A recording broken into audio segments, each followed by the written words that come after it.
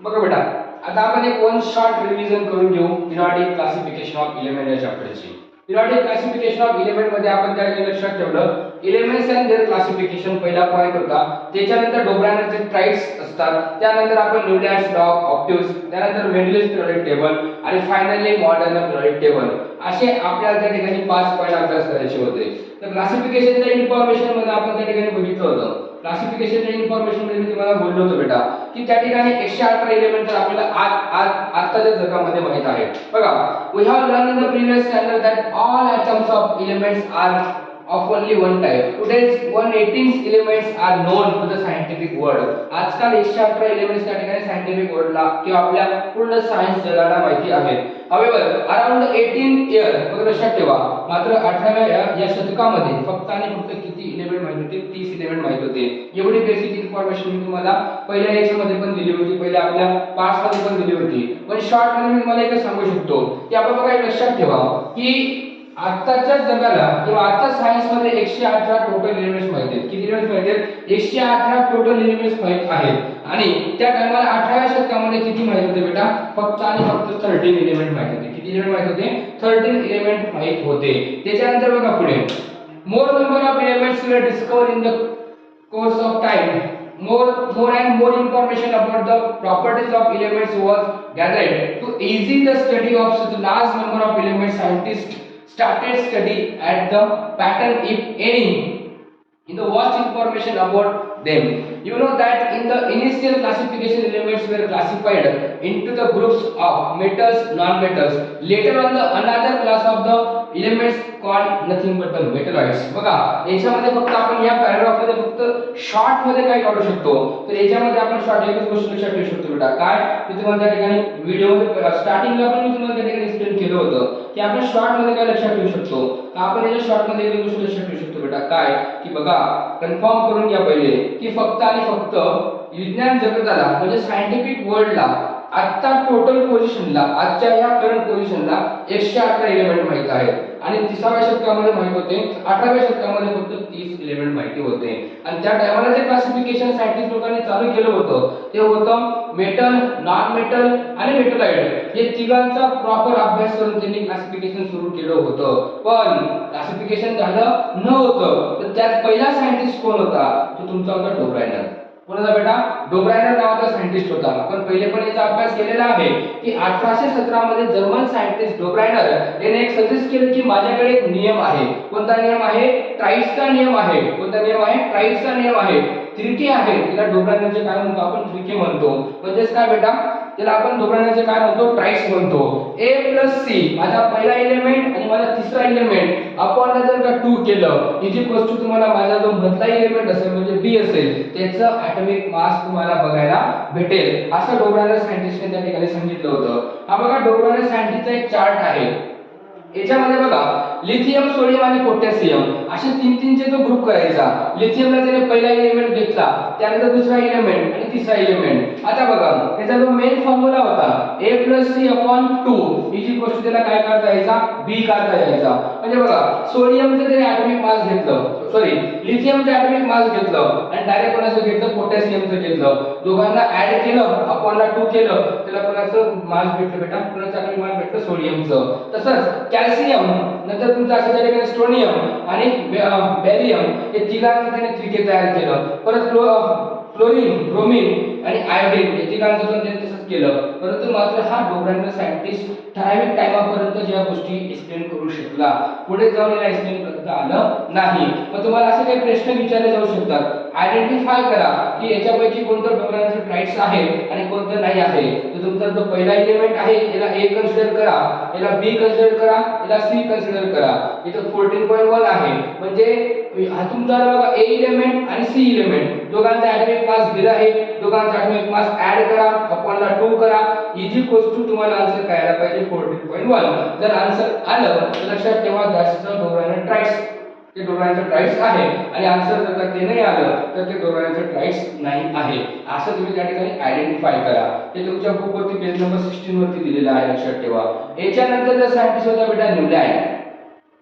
याच्यानंतर सायंटिस्ट आपण त्या ठिकाणी घेतला होता तो तुमचा होता न्यूलँड. आता न्यूलँडकडे कोणता लॉ होता? द इंग्लिश सायंटिस्ट जॉन न्यूलँड याने त्या ठिकाणी अभ्यास चालू केला होता 1816 मध्ये. याने पण डिफरंट प्रॉपर्टीज दाखवल्या, याने पण वेगवेगळ्या सिस्टमने त्या ठिकाणी स्टडी सुरू केला. परंतु मात्र बेटा हा न्यूलँडचा ऑप्टिस्ट होता.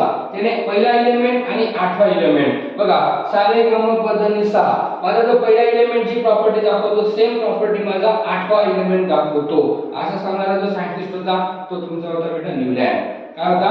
न्यूलँड. न्यूलँड नंतर परत एक सायंटिस्ट पुढे येतो तो तुमचा होता मेंडेलिव्ह. काय होता? मेंडेलिव्ह. आता मेंडेलिव्ह मध्ये आपण त्या ठिकाणी तेव्हा पण पहिले आपण मेंडेलिव्हचा स्टडी केला होता. The Russian scientist Dmitry Mendeleev developed the periodic table of the element during the period 1869 to 1872. या ठराविक टाइमामध्ये त्या ठिकाणी बराच अभ्यास केला. Mendeleev's periodic table is the most important step in the classification of element. Mendeleev scientist आल्यापासून classification करण्यासाठी जरा इझी जायला लागलं, कारण त्याने बऱ्याच काही गोष्टी चांगल्या दिल्या होत्या आणि काही गोष्टी चुकीच्या पण दिल्या होत्या. त्याला आपण काय म्हणतो? मेंडेलिव्हचे मेरिट्स आणि मेंडेलिव्हचे डिमेरिट्स. हे मेंडेलिव्हने केलेलं क्लासिफिकेशन आहे. त्याच्यानंतर मेंडेलिव्ह सायंटिस्टचे काय घेतो? मेरिट्स घेतो बेटा, मेरिट्स. त्याने ज्या पण काही चांगल्या गोष्टी दिल्या होत्या त्याला आपण काय म्हणतो? मेरिट्स. आणि त्याच्याकडनं चुका झाल्या होत्या त्याला आपण काय म्हणतो? त्या ठिकाणी डिमेरिट्स. त्याला काय म्हणतो आपण? डिमेरिट्स म्हणतो. लक्षात ठेवा, मेरिट्स आणि डिमेरिट्स असे आपण मेंडेलिव्हचा अभ्यास करतो. मेंडेलिव्हचे मेरिट्स आपण शॉर्ट मध्ये पहिले आधी पण घेतले होते. मेंडेलिव्हचे जे आपण मेरिट्स घेतले होते बेटा, atomic masses of some elements are received so as to give in the proper place. आता बघा इथे खूप डीप मध्ये दिलेलं आहे, मात्र नोट्स मध्ये मी तुम्हाला यापेक्षा पण बेटर एक्सप्लेन केलेलं होतं.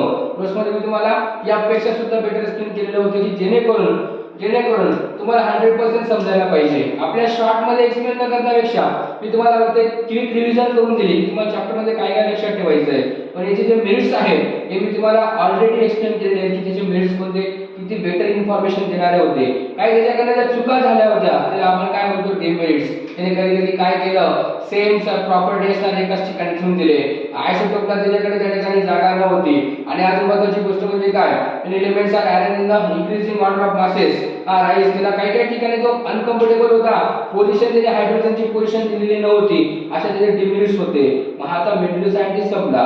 मेंडेलिव्ह सायंटिस्ट संपल्यानंतर तयार झाला तो तुमचा बेटा मॉडर्न पिरियडिक लॉ. काय तयार झाला? Modern periodic law. लक्षात ठेवा, काय तयार झाला बेटा? Modern periodic law. सर्वात important point, modern periodic law. The scientific world did not know anything about the interior of the atoms when the Mendeleev put the fourth periodic table. After the discovery of electron, scientists started exploring the relation between the electron number of an atom and atomic number. The atomic number in Mendeleev's periodic table only indicate the serial number of the elements.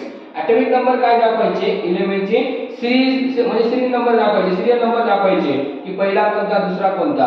मात्र आता पुढे गेल्यावरती एक असा scientist येतो त्याचं नाव बेटा Henry मॉसेली. काय नाव आहे? Henry Moseley. लक्षात ठेवा, हेनरी मॉसेली. ओ हेनरी मॉसेली रे, Henry Moseley one of the great scientist. लक्षात ठेवा. 1913 मध्ये येणारा जो सायंटिस्ट होता एडी इंग्लिश सायंटिस्ट हेनरी मॉसेली, याच्या थ्रू याने कशाचा अभ्यास केला? एक्स-रे ट्यूबची मदतीने याने अभ्यास केला बेटा. आणि याच्यावरती आज आपण जो पिरियड टेबल बघतो ते या सायंटिस्ट मध्ये बघतो बेटा. लक्षात ठेवा, हेनरी मॉसेली मध्ये बघतो. एक्स-रे ट्यूबचा वापर केला होता त्याने. Properties of element are periodic function of their atomic masses, atomic number. लक्षात ठेवा, हा त्याचा त्या ठिकाणी लॉ होता. Properties of elements are a periodic function of their atomic number. त्यांच्या ज्या प्रॉपर्टी आहेत ते पिरियडिक फंक्शन कशावर आहे? त्यांचे ॲटॉमिक नंबर वरती आहे. लक्षात ठेवा.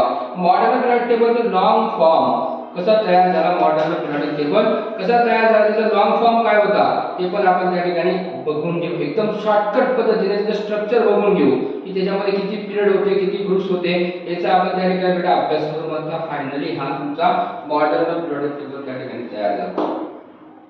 फायनली तुमचा मॉडर्न पिरियड टेबल त्या ठिकाणी तयार झाला. म्हणजेच काय? एकदम इझी शॉर्टकट पद्धतीने मी तुम्हाला त्या ठिकाणी एक्सप्लेन केलं.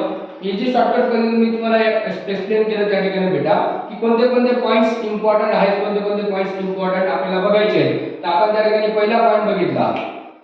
पहिला पॉइंट आपण त्या ठिकाणी पाहिला बेटा नथिंग बट काय की एलिमेंट्स अँड देयर क्लासिफिकेशन मध्ये आपण अभ्यास केला. एलिमेंट्स अँड देयर क्लासिफिकेशन मध्ये आपण अभ्यास केला की काय फर्स्ट पॉइंट आपण त्या ठिकाणी बघितला कोणता फर्स्ट पॉइंट आपण बघितला होता बेटा एलिमेंट्स अँड देअर क्लासिफिकेशन ज्या टाइमाला एलिमेंट्सचं क्लासिफिकेशन करायची गरज पडली 18व्या शतकामध्ये फक्त 30 एलिमेंट माहित होते 30 एलिमेंटचं क्लासिफिकेशन करण्यासाठी पहिला सायंटिस्ट होता त्याचं नाव होतं डोब्रायनर आणि त्या डोब्रायनरने ट्राईड्सचा नियम आणला होता कशाचा नियम आणला होता ट्राईड्सचा नियम माझा पहिला एलिमेंट माझा तिसरा एलिमेंट दोघांचा ॲटॉमिक मासचं बेरीज करा अपॉन 2 करा माझा जो मधला एलिमेंट असेल त्याचं ॲटॉमिक मास ॲक्युरेट येईल आणि असं त्याचं 3 च्या ग्रुपमध्ये क्लासिफिकेशन करा असं सांगण्यासाठी डोब्रायनर आला होता परंतु तो काही ठिकाणी त्याचे 3 चे ट्राईस ॲक्युरेट होते पण काही ठिकाणी रॉंग होते पण त्याच्यानंतर सायंटिस्ट येतो तो तुमचा न्यूलँड होता त्याच्याकडे ऑक्टिव्हचा नियम होता माझा पहिला एलिमेंटची प्रॉपर्टी दाखवतो सेम प्रॉपर्टी माझा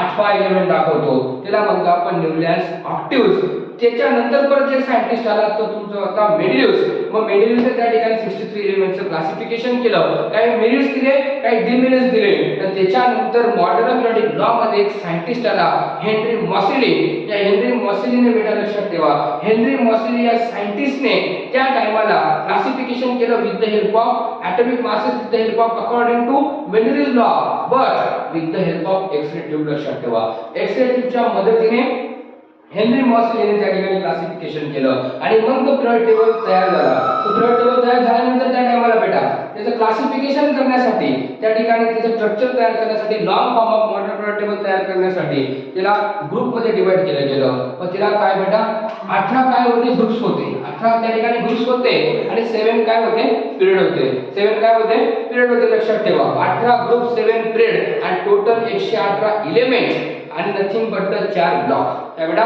4 ब्लॉक अशा प्रकारचं आपलं त्या ठिकाणी हे जे चॅप्टर होतं हे चॅप्टर आपण शॉर्ट रिव्हिजन करून घेतलं आणि याच्यात पण तुम्हाला काही बघायचं असेल वन टाइम मध्ये तुम्ही त्या ठिकाणी एक्सप्लेन केल्यानंतर शॉर्ट अंडरस्टँड करून घेतलं 101% तुम्हाला हे चॅप्टर एकदम इझी वाटेल याची ॲक्युरेट हँड रिटन नोट्स मी या व्हिडिओच्या डिस्क्रिप्शन मध्ये मी तुम्हाला त्या ठिकाणी सेंड करतो जर तुम्हाला या चॅप्टरची नोट्स मागायची असेल लागत असेल तर मला त्या ठिकाणी मेसेज करा कमेंट्स करा तुमच्या टेलिग्रामच्या ग्रुपला जॉईन व्हा त्या ठिकाणी ही नोट्स हँड रिटन फॉर्म मध्ये मी अवेलेबल केली आहे बेटा चला डू स्टडी